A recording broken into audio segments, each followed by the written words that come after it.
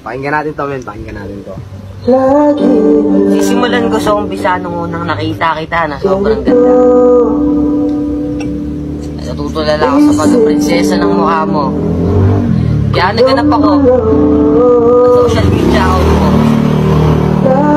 Kahit pa paano magka-communication tayo. Mismo, pre.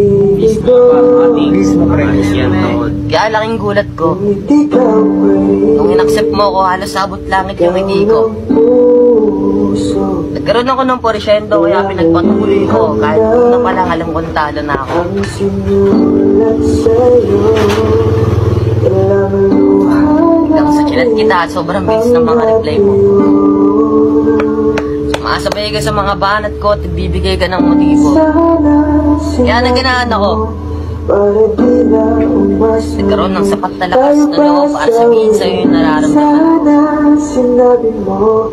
Umamin ako't nanligaw at sinabi mong hindi ka pa sigurado. Shit! Mismo! Nasakit yun, pre. Mismo! Nangako ako. Maghihintay. At hindi magbabago. Biglang may dumating na isang tao. Nang dahilan ng iyong pinagbago. Nabalitaan ko na lang. Ngayon dapat tayo yung naging kayo. Mismo! Masakit yun, Mel. Masakit yun. Masakit. Masyado mainit. Ayoko nang magpakatanga. Mismo! Ayoko nang ibigin ka pa. Mahal, pasensya. Ako'y mamamaalam na. Pinagkait yung saya na kahit kailan hindi ko inangat sa iba. Ako naman si tanga. Ay mali, nagpapakatanga. At todo suporta sa inyong dalawa. Ayoko kasing malaman mo na nakakasakit ka na. Bagay kayo. Pero sana inisip mo na yung nasa isipan ko na mas bagay tayo. Aalis na ako sa tabi mo.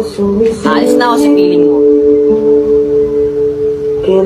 Pero sana inisip mo na yung nasa isipan ko na wag pigilan mo ako.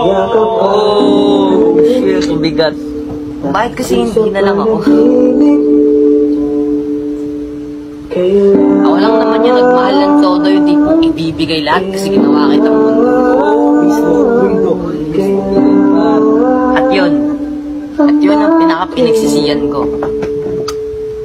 Dapat tao hindi pwedeng gawing mundo. Shot mo na yan, men. Shot mo na yan. Meron pa? Meron pa. Meron pa yan. Ngayon ko lang naramdaman. Sana huwag ka magsisi. Ganito yun. Kapag yung taong aking gusto ay hindi na yung pangalan mo.